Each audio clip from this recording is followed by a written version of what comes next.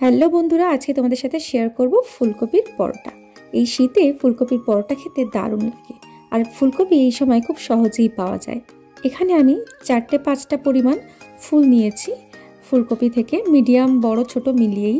তো যে যেমন পরিমাণ বানাবে সেই পরিমাণ ফুলকপি নিতে হবে। আমি এখানে 4টে পরোটার জন্য এখানে নিয়েছি। তো ফুলকপিগুলোকে ভালো করে গ্রেট করে নিয়েছি। খুব মিহি কুচি হবে না, মোটামুটি একটু যেন দানা দানা থাকে ওরকমভাবে গ্রেট করে নিতে হবে।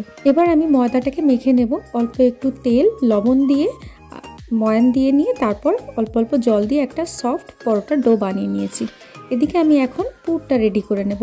ফ্রাইং প্যানে অল্প একটু সাদা তেল, গোটা জিরে, একটু হিং আর 2টো কাঁচা লঙ্কা কোচানো দিয়ে কয়েক সেকেন্ড ফ্রাই করে নিয়ে তাতে দিয়ে দেব আদা বাটা। অল্প একটু আদা বাটা দিয়ে দিয়েছি, হলুদ গুঁড়ো, লবণ, একটু জিরে গুঁড়ো আর একটু গোলমরিচের গুঁড়ো দিয়ে কিছুক্ষণ ফ্রাই করে নিয়েই আমি এতে গ্রেট করে রাখা ফুলকপিটা দিয়ে দেব। ভালো করে একটু ফ্রাই করে নেব। যেহেতু লবণ দিয়েছি ফুলকপি থেকে কিন্তু একটু জল ছাড়বে, তো সেই জলটা টেনে আসা অবধি কিন্তু আমি এটা ফ্রাই করব। দিয়ে দিলাম একটু ধনেপাতা কোচানো, দিয়ে ভালো করে একটু এভাবে ফ্রাই করে নিতে হবে। খুব বেশি ফুলকপিটাকে সিদ্ধ করতে হবে না, তবুও এখানে মিনিট 4-5 ধরে একটু ঢাকা দিয়ে দিয়ে ফ্রাই করে নিলেই হবে। এবার আমি লেচি কেটে নেব। এখানে লেচি নিয়ে তার মধ্যে একটু আটা লাগিয়ে এরকম একটা গোল বাটির মতো করে নেব। এভাবে একটা বাটি টাইপের করে নিয়ে এর মধ্যে আমি ফুলকপির পুরটা দিয়ে নেব। অবশ্যই পুরটা যেন একটু ঠান্ডা হয়ে যায়, খুব গরম অবস্থায় দেব না। এরপর আস্তে আস্তে এইভাবে মুড়ে দেব। ঠিক যেমনভাবে আমি দিচ্ছি এইভাবে আমি আস্তে আস্তে মুড়ে দেব। ভালো করে পুরটা এভাবে ভাঁজ করে দিয়ে মুড়ে দিতে হবে, যাতে কোনোভাবে পুরটা বেরিয়ে না আসে।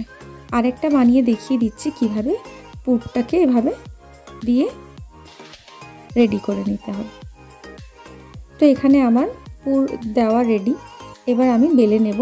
আলতো হাতে অল্প একটু আটা দিয়ে আমি পুরোপুরি বেলে নেব। সবকটা এভাবে পরোটা বেলে নিয়ে আমি একে একে সেঁকে নেব।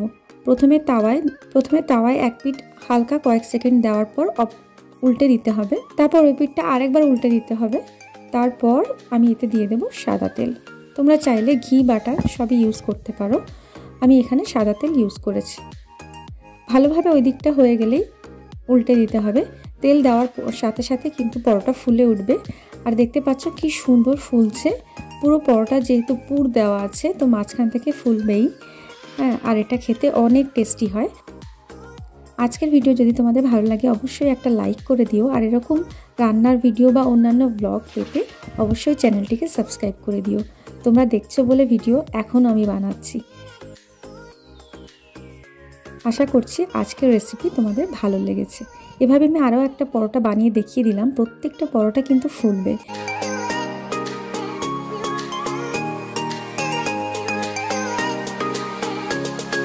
আর দেখতে পাচ্ছ এখন আমি একটু কেটে দেখাই, খুবই সফট হয়েছে আর খেতে কিন্তু অনেক টেস্টি হয়েছিল। তো চলো, তো দেখতে পাচ্ছ ভিতরে পুরটা কত সুন্দরভাবে বিছিয়ে গেছে আর পুরো পরোটাটাকে এভাবে দুভাগ করা যাচ্ছে। তো এটা খেতেও অনেক টেস্টি হয়েছিল। তো আজকের মতো এ পর্যন্ত, দেখা হবে পরের ভিডিওতে।